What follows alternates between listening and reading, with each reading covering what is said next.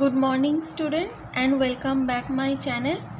আমি আজকে ইকোনমিক্সের সেকেন্ড চ্যাপ্টারটা পড়াচ্ছি, যেটাতে আছে পিপল অ্যাজ রিসোর্স। আগের ভিডিওগুলোতে আমি ফার্স্ট চ্যাপ্টারটা বোধহয় 3টে না 4টে পার্ট হয়েছে, তো সেই পার্টগুলোতে এনসিইআরটির যে ফার্স্ট চ্যাপ্টারটা আছে ইকোনমিক্সের, ওইটা ইন ডিটেলস পড়ানো হয়েছে, তো তোমরা সেটা একবার দেখে নেবে। আজকে যেটা শুরু করছি সেটা হচ্ছে সেকেন্ড চ্যাপ্টার, আর সেটা হচ্ছে পিপল অ্যাজ রিসোর্স। মানে অনেক সময় দেখা যায় যে কোনো কান্ট্রির, এই যেমন ধরো চায়নাতে হচ্ছে পপুলেশন এখনও পর্যন্ত সবথেকে বেশি আছে, তো ওইটাকে আমরা যদি বার্ডেন না মনে করে যদি কোনো ভালো কাজে লাগাতে পারি পিপলটাকে, মানে তোমার অ্যাজ এ হিউম্যান ক্যাপিটাল হিসাবে যদি আমরা ওটাকে ইউজ করতে পারি, হিউম্যান রিসোর্স হিসাবে আমরা ব্যবহার করতে পারি, মানুষকে যদি আমরা স্কিলড করি, মানুষকে যদি আমরা এডুকেটেড করি, কারণ সব ক্ষেত্রেই হচ্ছে মানুষ দরকার, মানে হিউম্যান লেবার সব ক্ষেত্রেই দরকার। সেই জন্য সেই হিউম্যানটা যদি স্কিলড হয়, এডুকেটেড হয়, তাহলে অটোমেটিক হচ্ছে কান্ট্রির উন্নতি হয়ে যাবে। আমাদের ইন্ডিয়ার ক্ষেত্রে কি হয়েছে, পপুলেশন অনেক বেশি হয়ে গেছে, আর মানুষ যারা আছে তারা হচ্ছে বেশিরভাগ আনএমপ্লয়মেন্ট আছে, তাদের কাছে চাকরি বাকরি নেই। যদিও বা চাকরি বাকরি আছে তো সেটা এনাফ নয় তাদের ফ্যামিলির কনজামশনের জন্য বা ফ্যামিলি চালানোর জন্য, সুতরাং তাদের সারপ্লাস কিছু থাকে না। তো সেই রকম নয়, মানে সবাই একটা এমপ্লয়মেন্টের মধ্যে থাকবে, আর সেই এমপ্লয়মেন্টটা অবশ্যই হবে না যে তুমি একটা 10 বছরের বাচ্চাকে হিসাব করে বলছো যে সে হচ্ছে আনএমপ্লয়মেন্ট, বা একটা 70 বছরের বৃদ্ধ মানুষকে তুমি বলছো যে সে আনএমপ্লয়মেন্ট, সেটা নয়। এনসিইআরটিতে যেটা বলা আছে সেটা হচ্ছে 15 থেকে 59 এজ, মানে 15 থেকে 59 এজের মধ্যে যদি কোনো পিপল থাকে, যদি কোনো পার্সন থাকে, আর সে যদি কোনো কাজকর্ম করে তার নিজের জীবন ধারণ না করতে পারে, তার নিজের খরচ বহন করতে না পারে, তখন সেইটাকে আমরা বলবো আনএমপ্লয়মেন্ট। এই আনএমপ্লয়মেন্টের জন্য একটি মানুষ যতটা না দায়ী, তার সারাউন্ডিংস যে কন্ডিশনটা আছে, মানে তার দেশের এটা কর্তব্য যে তাকে সেই, মানে তার জীবনধারা, তাকে এমপ্লয়মেন্ট দেওয়া, কিভাবে সে জীবনযাপন করবে সেটা করানো, মানে তাকে স্কিল করতে হবে। এমনিই দেখবে অনেক আমাদের এতে কি আছে যে অনেক এখনও পর্যন্ত যদি জিডিপির রিসোর্স হিসাবে দেখা যায়, তো সব থেকে বেশি জিডিপি, মানে তোমরা যদি ভাগ করতে যাও তো দেখা যায় যে আমরা দেখতে পাবো যে সব থেকে বেশি মানুষ হচ্ছে ইনভলভ হচ্ছে এগ্রিকালচারের ক্ষেত্রে। আর কিন্তু যদি দেখা যায় যে সবথেকে বেশি আমরা জিডিপি কোথা থেকে পাই, তো আমরা দেখবো সেটা সার্ভিস সেক্টরের ক্ষেত্রে। কেন? কারণ হচ্ছে যে যেসব মানুষরা বেশি পিপল যদিও বা এগ্রিকালচারের ক্ষেত্রে এগ্রিকালচারের সাথে যুক্ত আছে, কিন্তু তারা সেরকমভাবে স্কিলড হতে পারছে না, বা তারা যদি স্কিলড হতো বা এডুকেটেড হতো তাহলে তারা ওই জায়গাটা পাতো না। আমাদের এটা হওয়া উচিত কি, যে সার্ভিস সেক্টর থেকে বেশি আসা উচিত, তাই না? কিন্তু সেটা হয় না। তো এইখানটাতে এই যে এনসিইআরটির যে সেকেন্ড চ্যাপ্টারটা আছে, এখানে পুরো চ্যাপ্টারটা ধরে এটাই বলা হয়েছে যে মানুষকে আমরা কিভাবে রিসোর্স হিসাবে ব্যবহার, যেমন একটা তোমার কিছু করতে গেলে ল্যান্ড দরকার হয়, ল্যান্ড রিসোর্সের দরকার হয়, মানে ন্যাচারাল রিসোর্স যেটাকে আমরা বলবো, কিছু ক্যাপিটালের দরকার হয়, সেরকম কিন্তু মানুষেরও দরকার হয় সব জায়গায়। সেই জন্য পিপলকে আমরা অ্যাজ এ রিসোর্স হিসাবে কীভাবে ব্যবহার করব, তো এখানে একটা ওভারভিউ দিয়েছে, ওটাই যে আমাদের যে পপুলেশন আছে সেটাকে আমরা যদি লায়াবিলিটি ধরি বা আমাদের একটা বার্ডেন ধরতে পারি, তাহলে সেটা কিন্তু কোনো দিনই মানে খুব দেশটা উন্নত হবে না। কিন্তু যদি এই যে পপুলেশন আছে সেটাকে যদি আমরা একটা অ্যাসেট হিসাবে ধরি, তো তাহলে দেখা যাবে যে আস্তে আস্তে কান্ট্রি কিন্তু উন্নত হতে থাকবে। আর এই যে অ্যাসেট হিসাবে যখনই আমরা ধরবো, তখন আমাদের মাথায় একটা কী আসবে, যে পিপল অ্যাজ এ রিসোর্স। ঠিক আছে, মানে ওটাকে আমরা রিসোর্স হিসাবে ধরছি। ধরো আমরা কোনো যদি ক্যাপিটাল ইনভেস্ট করি, তো আমরা কি করব, সেই ক্যাপিটালটাকে ভালোভাবে খাটাবো, আগে খাটিয়ে আমরা যাতে সুদে আসলে মানে টাকাটা পেয়ে যাই, সেইটার আমরা চেষ্টা করব। তো এখানেও যদি আমরা রিসোর্স হিসাবে যদি ম্যানটাকে ধরি, পিপলকে ধরি, তো ম্যানকে আমি ভালোভাবে এডুকেট করব, হেলদি করব, সব রকম সুযোগ সুবিধা দেবো, তাহলে তারা কি হবে, তারা তাহলে ইনকাম জেনারেট করবে। আর যখন তারা ইনকাম জেনারেট করবে তখন কি হবে, তাদের ফ্যামিলি ভালোভাবে চলবে, তারা বাজার দোকান থেকে অনেক জিনিসপত্র কিনবে, আর যখন বাজার দোকান থেকে তারা গভর্নমেন্টকে ইনডাইরেক্ট ট্যাক্স পে করবে, না, বাজার দোকান থেকে তারা ইনডাইরেক্ট ট্যাক্স পে করবে, এছাড়া হচ্ছে গভর্নমেন্টকে ইনডাইরেক্ট ট্যাক্স পে করবে। তার ফলে দেখা যায় যে আস্তে আস্তে হচ্ছে একটা পিপলের সাথে পুরো কান্ট্রিরই হচ্ছে ডেভেলপমেন্ট হতে থাকে। এইখানটা যেমন বলেছি, people becomes human capital when there is investment made in the form of education, training and medical care. মানে তুমি যখন এডুকেশন, তারপরে বিভিন্ন রকম ধরো ট্রেনিং, টেকনিক্যাল কিছু বা মেডিকেলের যখন খেয়াল রাখবে, তখনই হচ্ছে যে এই যে হিউম্যান ক্যাপিটাল যেটা আমাদের আছে সেই দিকটা হচ্ছে উন্নত হবে। যদি তুমি এই সব জিনিসগুলোতে বা এই সব দিকগুলোতে যদি আমরা ইনভেস্ট করতে পারি।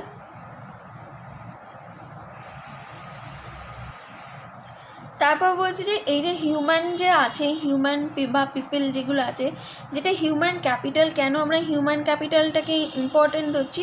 কারণ হিউম্যান ক্যাপিটালের মধ্যে হচ্ছে বিভিন্ন রকম প্রোডাক্টিভ নলেজ আছে, মানুষ ছাড়া তো কেউ আবিষ্কার করতে পারবে না। সেই জন্য হচ্ছে প্রোডাক্টিভ নলেজের জন্য আমাদের হিউম্যান ক্যাপিটাল দরকার, বা বিভিন্ন রকম স্কিল্ড পার্সন, মানে ওই সব নলেজগুলোকে ঠিকঠাকভাবে কাজে লাগানোর জন্য যেসব স্কিল্ড পার্সন দরকার হয় সেগুলোর জন্য হচ্ছে আমাদের হিউম্যান ক্যাপিটালটা দরকার হয়।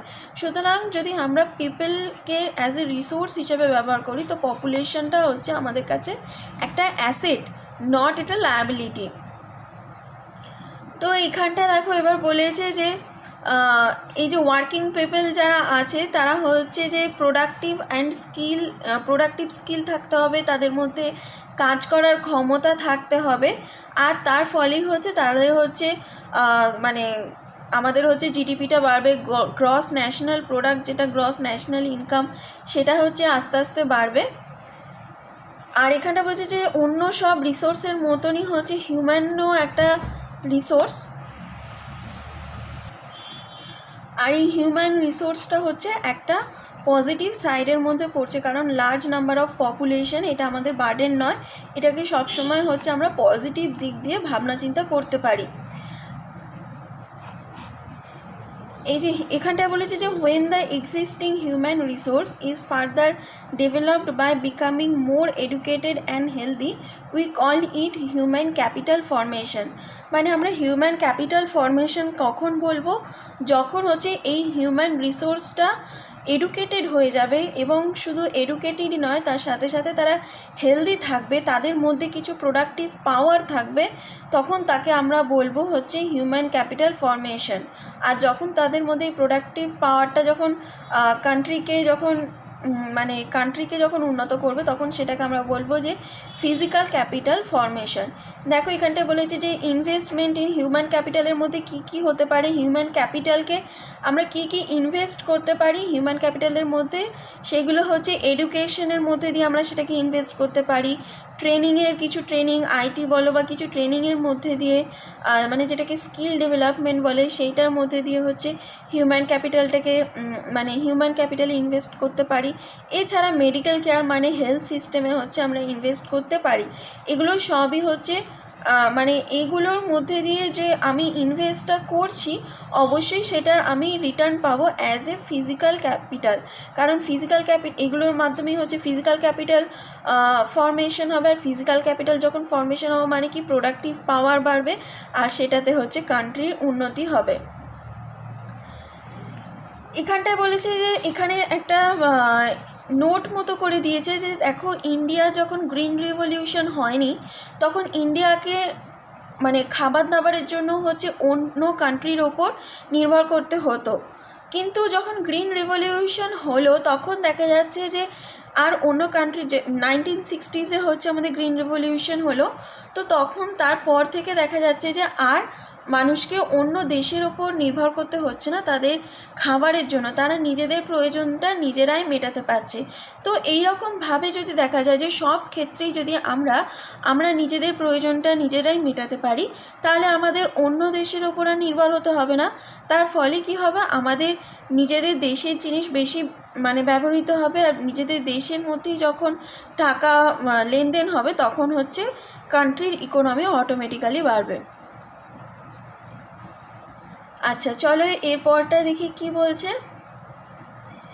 এখানটা বলছে যে more educated and the healthier people gain through higher incomes through society, also gains in other indirect ways. মানে এখানটায় বলছে যে ধরো কোনো একটা মানুষ যে হেলদি হচ্ছে, শুধু যে একটা পিপলকে এডুকেট করলে আর সে তার মধ্যে কোনো শারীরিক ক্ষমতা নেই যে সেই স্কিলটাকে সে কাজে লাগাবে, তাহলে তো সেটা লস, কারণ সেটা কোনো কান্ট্রির উপকারই লাগবে না। কিন্তু মানে তুমি এডুকেটেড পিপলের সাথে সাথে যদি সেটাকে যদি মানে হেলদিও করার চেষ্টা করো, তাহলে সেটা হচ্ছে বিভিন্ন রকমভাবে হচ্ছে আমাদের কাছে আসবে থ্রু ইনডাইরেক্ট ওয়েজে, সোসাইটিতে যে আসবে সেটা ইনডাইরেক্ট ওয়েজে। ধরো একটা গ্রাম আছে, গ্রামেতে হচ্ছে সবাই বেশিরভাগ গ্রামের দিকে দেখা যায় যে চাষবাস করে। তো এর মধ্যে থেকেই একজন হচ্ছে তার ছেলেকে খুব মানে একটু আলাদা রকম চিন্তাভাবনা করে দেখা গেল যে তার ছেলেকে হচ্ছে একটা এগ্রিকালচারাল কলেজে ভর্তি করে দিল। তো সেই ছেলেটা দেখা যাচ্ছে এগ্রিকালচারাল কলেজ থেকে পড়ে এসে হচ্ছে ওই গ্রামে যেসব মানুষরা যে ট্র্যাডিশনাল পদ্ধতিতে চাষবাস করতো সেগুলো হচ্ছে ছেড়ে দিয়ে আস্তে আস্তে হচ্ছে মডার্ন মেথডে করতে পারছে। তার ফলে কি দেখা যাচ্ছে আস্তে আস্তে ওখানে উন্নতি হচ্ছে। এবার দেখা যাচ্ছে যে ওই ছেলেটা আরও 4 জনকে পড়াশোনা বা এডুকেট করার জন্য হচ্ছে উদ্বুদ্ধ করছে। তো কী হচ্ছে, ওর সাথে সাথে হচ্ছে আরও 4 জন হচ্ছে ওখান থেকে কেউ হয়তো টিচার হয়ে গেল, কেউ অন্য কোনো সার্ভিস সেক্টরে জয়েন হয়ে গেল, কেউ কোনো কম্পিউটার ক্লাস শুরু করে দিল, তো কেউ সেলাইয়ের কাজ শুরু করে দিল। এইরকমভাবে দেখা যাচ্ছে যে আস্তে আস্তে দেখা যাচ্ছে যে মানে একজন পিপল প্রথমে এডুকেট হলে তার আশেপাশে যে সোসাইটিটা আছে সেটাতেও সেই পিপলটা কন্ট্রিবিউট করছে, এবং সেই সোসাইটিটাকে হচ্ছে উঁচুতে আনতে সেই পিপলটাও যথেষ্ট রকমের হেল্প করছে। তো এই যে হিউম্যান ক্যাপিটাল, এটা শুধুমাত্র হচ্ছে মানে আমরা একদিকেই ভাবো না, মানে এটা হচ্ছে দেখো বলছে এখানটায় human capital is in one way superior to other resources like land and physical capital. মানে হচ্ছে এইটা হিউম্যান ক্যাপিটালটাও হচ্ছে যে আমরা যে ল্যান্ড বা অন্যান্য যে ফিজিক্যাল ক্যাপিটাল, ধরো কোনো একটা মেশিন কিনতে গিয়ে আমরা যেটা ইনভেস্ট করি, তো সেই রকমই হচ্ছে এই হিউম্যান ক্যাপিটালটা। ধরো কোনো একটা মেশিন তুমি কিনে মানে তখন তুমি টাকাটা ইনভেস্ট করলে, তো তুমি কি চাও যে সেই মেশিনটা থেকে তুমি কিছু প্রফিট জেনারেট করবে। সেম কেস যদি আমরা হিউম্যান পিপলকেও যদি বা হিউম্যানকেও যদি আমরা যদি মেশিনের মতো কাজে লাগাই, যে তাকেও আমরা ঠিকঠাক করে মানে তার উপরে ইনভেস্ট করে তাকে আমরা স্কিল করব, এডুকেটেড করব, তাহলে হচ্ছে কান্ট্রির অটোমেটিক্যালি মানে উন্নত হয়ে যাবে। যেমন ধরো যে আমরা যদি এক্সাম্পল দেখতে যাই জাপানের ক্ষেত্রে, তো জাপানে এইটা দেখা যায় যে জাপানে কিন্তু খুব একটা রিসোর্স নেই। আমাদের এখানে যেমন প্রচুর পরিমাণে ন্যাচারাল রিসোর্স আছে, জাপানে কিন্তু খুব একটা ন্যাচারাল রিসোর্স পাওয়া যায় না। কিন্তু দেখা যায় জাপান যেসব মানে উন্নত দেশগুলোর মধ্যে হচ্ছে জাপানের নাম চলে আসে। কেন? কারণ ওখানকার গভর্নমেন্ট এইটা ট্রাই করেছে যে হিউম্যান রিসোর্স যেটা আছে সেই হিউম্যান রিসোর্সের পিছনে হচ্ছে ইনভেস্ট করেছে। ন্যাচারাল রিসোর্স নেই তো কী হয়েছে, হিউম্যান রিসোর্স আছে, তো সেই হিউম্যান রিসোর্সটাকে ওরা এডুকেট করেছে, স্কিল্ড করেছে। তার ফলে কি হচ্ছে, ওইটা একটা অ্যাসেট হয়ে গেছে, ওদের কাছে ওটা লায়াবিলিটি হয়নি। কিন্তু আমাদের এখানে ইন্ডিয়াতে কি হচ্ছে, ওটা এখনও পর্যন্ত হচ্ছে লায়াবিলিটির মধ্যে পড়ে আছে রাদার দ্যান অ্যাসেট। তো এইসব চিন্তাভাবনাগুলোকে হচ্ছে আমাদের আস্তে আস্তে চেঞ্জ করতে হবে। আমাদের তাদের হচ্ছে কিছু প্রোডাক্টিভ মানে যাতে প্রোডাকশনের ওপর যাতে জোর দেয় তাদেরও মানে সেক্ষেত্রে হচ্ছে আমাদের নজর দিতে হবে। এখানটায় যেমন হচ্ছে কিছু এডুকেশনের জন্য হচ্ছে তোমার ইনভেস্ট করতে হবে, কিছু হেলথের জন্য ইনভেস্ট করতে হবে, কিছু ইন্ডাস্ট্রিয়াল এগ্রিকালচারাল ট্রেনিংয়ের জন্য ইউজ করতে হবে, কিছু সায়েন্টিফিক এখন হচ্ছে R&D হচ্ছে রিসার্চ অ্যান্ড ডেভেলপমেন্টের ওপরে গভর্নমেন্ট অনেক বেশি টাকা মানে ইনভেস্ট করেছে। কারণ হচ্ছে সবসময় হচ্ছে সায়েন্সের বা সায়েন্টিফিক টেকনোলজির দরকার হচ্ছে, মডার্ন মেথডের দরকার হচ্ছে। এইসব যদি না থাকে তো আমরা তো সেই ট্র্যাডিশনাল আগেকার আমলেই পড়ে থাকবো। সুতরাং সায়েন্সের ডেভেলপমেন্টও যেমন দরকার, সেই রকম হচ্ছে ট্রেনিং, বিভিন্ন রকমের ট্রেনিং দরকার, ইন্ডাস্ট্রিয়াল এগ্রিকালচারাল ওয়ার্ক করার জন্য ট্রেনিং দরকার। এইসবে হচ্ছে আমাদের ইনভেস্টমেন্টটা যদি আমরা করি তাহলে তার বদলে আমরা হচ্ছে আমাদের কান্ট্রিকে অনেক উন্নত জায়গায় নিয়ে যেতে পারবো। এখানটায় আমি যে ওই স্টোরিটা বললাম সেই রকমই একটা স্টোরি বলেছে।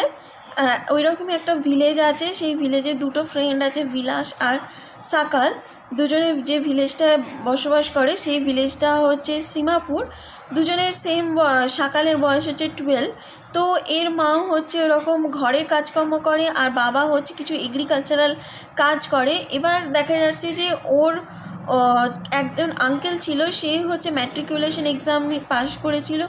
তো এই যে শাকাল, এও হচ্ছে তারপরে পড়াশোনা করে এক্সাম পাস করার পরে দেখা যাচ্ছে যে ও হচ্ছে একটা ট্রেনিং নিয়ে নেয়, vocational course in computer training করে নিয়েও ও হচ্ছে এখন ভালো জব করছে, একটা প্রাইভেট ফার্মে জব করছে এবং একটা নতুন হচ্ছে একটা সফটওয়্যার ডেভেলপ করেছে। তার ফলে কি হচ্ছে, তার যে বস আছে ও মানে শাকালকে হচ্ছে তোমার কিছু এক্সট্রা সার্ভিসেস দিয়েছে, রিওয়ার্ড দিয়েছে, এরকম ভাবে তার হচ্ছে প্রমোশন হচ্ছে। কিন্তু অন্যদিকে দেখা যাচ্ছে যে তার যে বন্ধুটা ছিল ভিলাস, ও কিন্তু একই সাথে বসবাস করতো, ওদেরও ফ্যামিলি কন্ডিশন সেম ছিল। কিন্তু দেখা যাচ্ছে যে ওর বাবা হচ্ছে অল্প বয়সে মারা গেছে, তার ফলে হচ্ছে ভিলাস সেরমভাবে পড়াশোনার সুযোগ পায়নি। এছাড়াও হচ্ছে শাকাল ছিল হচ্ছে ফিজিক্যালি স্ট্রং ছিল, হেলদি ছিল, কিন্তু ভিলাস হচ্ছে একটা আর্থারাইটিসের পেশেন্ট, মানে ফিজিক্যাল কন্ডিশনও ভালো নয়। তার ফলে দেখা যাচ্ছে ও খুব একটা এডুকেটেড হতে পারলো না। আর তার কি হচ্ছে যে ওদের ছিল যে মাছের ব্যবসা ছিল, তো ওর বাবা মারা যাওয়ার পর ফ্যামিলি পুরো দায়িত্ব চলে আসে। তো ভিলাসও হচ্ছে আস্তে আস্তে সেই মাছের ব্যবসাটাও করতে শুরু করে দেয়।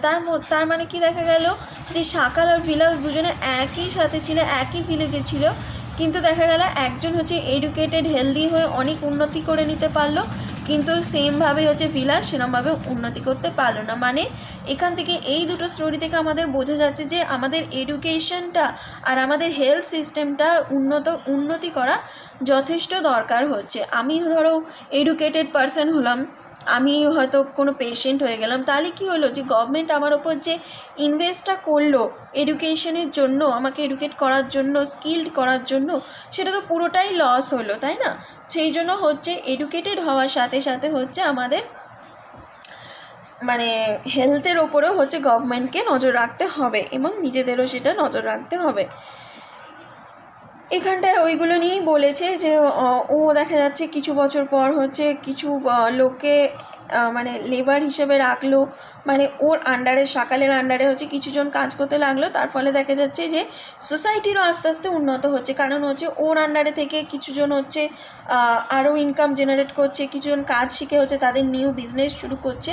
এইরকমভাবে হচ্ছে পুরো ব্যাপারটা রোলিং হিসাবে চলতে থাকছে। তো এই যে ইনভেস্ট যে হিউম্যান রিসোর্সের পিছনে করা হচ্ছে, এটা হচ্ছে হাই রেটস অফ রিটার্ন দিচ্ছে আমাদের ফিউচারের ক্ষেত্রে, তাই না? সব কিছু ইকোনমিক গ্রোথ দেখা যাচ্ছে সব ক্ষেত্রে। তো এই যে এডুকেটেড পেরেন্টস আর ফাউন্ড, যারা ধরো এডুকেটেড পেরেন্টস, তারা হচ্ছে এটা ব্যাপারটা বুঝে গেছে যে চাইল্ডকে তাদের এডুকেশন দেওয়াটা কতটা দরকার, তাদের হাইজিন, তাদের নিউট্রিশন নিয়ে কনসিয়াস হওয়াটা কতটা দরকার। কিন্তু যেসব হচ্ছে ফ্যামিলিতে হচ্ছে মানে এইসব এডুকেটেড নয়, তারা হচ্ছে অতটা হেলথ কনসিয়াসও নয়, তো সুতরাং তারা জানে না যে কিভাবে কি করতে হবে না করতে হবে। সেই জন্য হচ্ছে মিনিমাম সবাইকে হচ্ছে এডুকেট করাটা হচ্ছে দরকার। এখানটায় আমি যেটা বললাম যে জাপানের এক্সাম্পল যেটা বলেছিলাম, জাপানের এক্সাম্পলটা এখানটায় দিয়েছে যে efficiency and technology evolved by people have made this country rich and develop. সেটাই যেটা বললাম যে এফিসিয়েন্সি আর টেকনোলজি ওদের আছে। এফিসিয়েন্সি মানুষকে স্কিল্ড করেছে, গভর্নমেন্ট ওটার পিছনে খরচ করেছে টাকা, তাই ওরা হচ্ছে আজকে একটা উন্নত দেশে পৌঁছে গেছে। ওকে, তো আজকে এই পর্যন্তই থাক। নেক্সট দিন আমি economic activities by men and উইমেনটা শুরু করব। ওকে, তোমরা পড়ো, ভালো থেকো সবাই। চলো, টিল দেন, থ্যাংক ইউ।